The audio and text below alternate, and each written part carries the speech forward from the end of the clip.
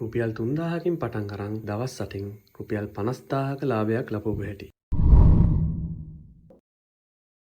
අපේ අම්මට ඕනේ වුණා non stick කොපි සච්චුවක්. ඉතින් මම ඔන්ලයින් ඕඩර් කරන්න බලද්දි ඔන්ලයින් ගොඩක් සයිට් වල 1500න් උඩ තිබ්බේ. ඩලාස් එකේ එහෙම බලපුවාම 1700යි 2000යි 1200ට එකක තිබ්බා. ඒක මං හිතන්නේ ඇල්මේනියන් එක. ඒක හින්දා පිටකොටුවේ ගිය වෙලාවක මං ඩෑම් ස්ට්‍රීට් පැත්තේ ඇවිද්දා.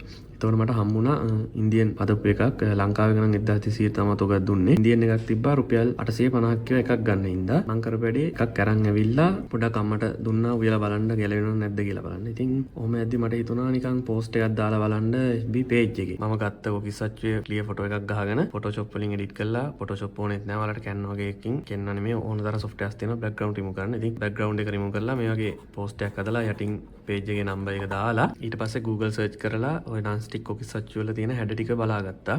බලාගත්තා කියන්නේ ඒවයි ෆොටෝස් ටික අරගෙන පොඩ්ඩක් quality වැඩි කරගත්තා chat GPT වලට දාලා මේ වගේ නමත් එක්ක mold එක තමයි. ඉතින් මම හදාගත්ත ෆොටෝස් ටික යූස් කරලා මේ වගේ පෝස්ට් එකක් දැම්මා FB page එකේ. ඊට පස්සේ තව මේ ෆොටෝස් ටික යූස් කරලාම reel එකකුත් හැදුවා. දාලා බැලුවා කෙනෙක් හරි පොඩ්ඩක් බලලා ඕඩර් එකක් දායිද කියලා. ඉතින් මෙහෙම දාපු පෝස්ට් එකෙන් මට පළවෙනියටම ආවා ඕඩර්ස් 4ක්. ඒ කියන්නේ මම ඇඩ් එකක්වත් රන් කරේ නැහැ. පළවෙනි පෝස්ට් එකෙන් 4ක් ආවා ඕඩර්ස්. 4ක් කියන්නේ තව එකක් ආවා ඒක කන්ෆර්ම් කරේ නැහැ. ඉතින් මම අද දවසේ තුලට මේ ටික දාන්න බැලුවේ. මම මේක ලිස්ට් කරේ 1200ට.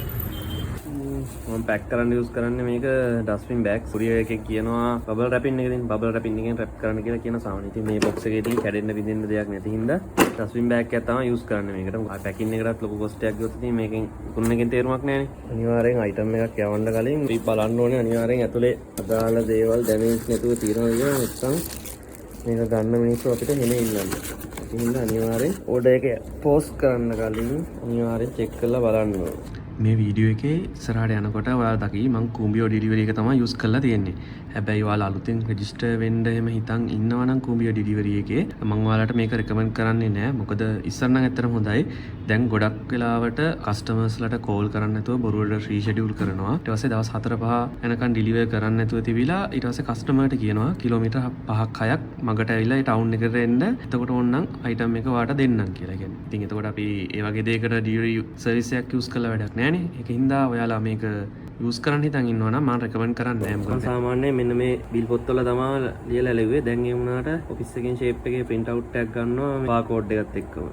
ඔන්න පැක් කරා. හවසට එන ඕඩර්ස් ටික මම කරන වැඩේ මේවා තමයි ලියන්න වෙන්නේ. මේවා ලියලා බාර් කෝඩ් දාලා උදේ ඔෆිස් යමින් ගම කුඹියකින් දාගෙන යනවා. අපි අනිවාර්යෙන් අයිටම් එක ලිස්ට් කරද්දි ටිකක් දැනෙන මාජින් එකක් තියාගන්න ඕනේ. මොකද අපි හිතන්න එක කඩේකින් බල්ලා ගියා කියලා. එතකොට සමහර විට ඔයා බඩු ගන්න එනකොට ඒ කඩේ බඩු ඉවරලා තියෙනවා. එතකොට අපිට වෙන එකකින් ගන්න වෙනවනේ. මේ මම කලින් දගත් එකක් ඒකේ ඔය බටර්ෆ්ලයි අච්චුව නැහැ. ඉතින් මට ඒකින්ද වෙන කඩේකට යන්න ඕනේ. හැබැයි ඒකෙදි 4ක් ගන්නකොට 200ක් වැඩි. කියන්නේ ඒකේ 800 ගන්න දුන්නේ. මට මේකේ 750 ගන්න වැටුනේ.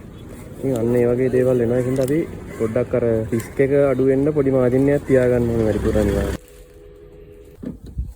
මේ ඕඩර්ස් ටික ගන්න මම කරේ පෝස්ට් එකක් මගේ FB page එක දාලා ඒකට ඩොලර් එක ඇඩ් එකක් රන් කරා. මේ තියෙන්නේ අන්තිම මම රන් කරපු ඇඩ් එක අප්‍රේල් 5න් පස්සේ මම රන් කරන්න ගියේ නෑ මොකුත් ඇඩ් එකක් ආයේ. ඩොලර් එකකටත් අඩුවෙන් ගිහින් දෙන්නේ. හැබැයි මැසේජස් 41ක් ඇවිත් තියෙනවා. ඉතින් මෙතනින් ඕඩර්ස් 20කට ආසන්න ප්‍රමාණයක් වැටුණා. මේ වගේ මම මේ දවස් ටිකටම ඩොලර් එක ගානේ ඇඩ් රන් කරා. ඕඩර් එකක් ආවා KDU හොස්පිටල් එකට. මාර්ගම ඉඳන් මෙතෙන්ද මහදුරක් නැති හින්දා ඒක මම ඩිලිවර් කරලා ඩිලිවර් charge එකයි ඒකේ අයිටම් එකයි දෙකම ගන්නවා. Thank you. ඕඩර්ස් ටික සිස්ටම් එකට ඇඩ් කරගෙන යනකොට මෙන්න මේ වගේ කස්ටමර්ස්ලාත් හම් වෙනවා. මේ කස්ටමර් මේ කුරියර් කම්පැනි එක through ෆෝන් නම්බර් එකෙන් ඕඩර්ස් 14ක් මෙයා ප්ලේස් කරලා තියෙනවා. මේ ඕඩර්ස් 14න් මෙයා 5යි අරන් තියෙන්නේ. 9ක්ම රිටර්න් කරලා තියෙනවා. අඩුම රුපියල් 300 ගානේ ගත්තත් මෙයාගේ ඕඩර්ස් වල 2700ක මෙයා අයිටම් රිටර්න් කරලා තියෙනවා ඩිලිවරි charge එක තියෙනවා. ඒ කියන්නේ අනිවාර්යෙන් ඊට වඩා වැඩි වෙනවා 3000 පයින්නවා. මොකද අනිවාර්යෙන් මෙයා තමුල්ලෙන් එහා. ඒ කියන්නේ ගොඩක් කාලකට මෙයාගේ රුපියල් 400ක් වගේ වැටෙනවා ඇති. මේ වගේ කස්ටමර් කෙනෙක් හම්බුනොත් මට රිස්ක් එකක් ගන්න බෑ කියලා මම මේ කස්ටමර්ට මැසේජ් එකක් දාලා කිව්වා ඔයාගේ ඕඩර් එක මම එවන්නේ නැහැ කියලා. ඔන්න ඉතින් ජයග්‍රාහී අවසන් කොකිස්සච්චු ඕඩරේ තමයි මේ දාන්න යන්නේ. බදාදා තමයි පළවෙනි ඇඩ් එක රන් කරේ. බදාදා ඉඳන් බදාදා බ්‍රහස්පතින්දා සිකුරාදා සෙනසුරාදා සවුන්දා මම දවස් 5යි ඇඩ් රන් කරේ. දවසට ඩොලර් එක ගානේ. ඉතින් කොකිස්සච්චු ඕඩර්ස් ආවා 105ක් මෙතන මේ මං සාමාන්‍යයෙන් 1000න් පටන් ගන්න ඕඩර් නම්බර් එක 105 වෙනි ඕඩර් එක තමයි දැන් මේ කම්ප්ලීට් කරන්න යන්නේ. මේ ඕඩර්ස් 105 ඇතුලේ කොකිස් අච්චු 132ක් උන්ලා තියෙනවා. මං අදින් ඕඩර්ස් ගන්න එක නැවැත්තුවේ නැත්තම් එහෙම දැන් හෙටත් ඕඩර්ස් ගත්තොත් එහෙම මේක 11 වෙනිදා වගේ අතරට ඩිලිවරි වෙන්න තියෙන chance එක සාමාන්‍යයෙන් තියෙනවා. කනාවට ගියේ නැත්තම් එහෙම අනිවාර්යෙන් ඔක රිටර්න් වෙනවා. මොකද අවුරුද්දෙන් පස්සේ මනුස්සෙට කොකිස් අච්චුවක් වැඩක් නැහැ නේ. ඒක හින්දා මං අදින් මේක නවත්තන. මොකද මේක වෙන අයිටම් එකක් නම් ඉතින් අවුරුද්ද පුරාවටම පාවිච්චි කරන්න පුළුවන් එකක් නම් කිසි අවුලක් නැහැ. හැබැයි මේක සාමාන්‍යයෙන් ගොඩක් වෙලාවට කොයි සච්චුවක් ගන්න අවුරුද්දට ඔය පාවිච්චි කරන්නනේ. ඒක හින්දා මේක මං අදින් නවත්තන්න තීරණය කරේ ඒකයි. පිටකොටුවේ යමින් ගමන් අහම්බෙන් දැකලපු ප්‍රොඩක්ට් එකක් දැකලා තමයි ගෙදර ගෙනත් බලලා අම්මට කියලා ඒක චෙක් කරන්න කියලා කිසි අවුලක් නැහැ. ඊට පස්සේ තමයි මම විකුණන්න පටන් ගත්තේ.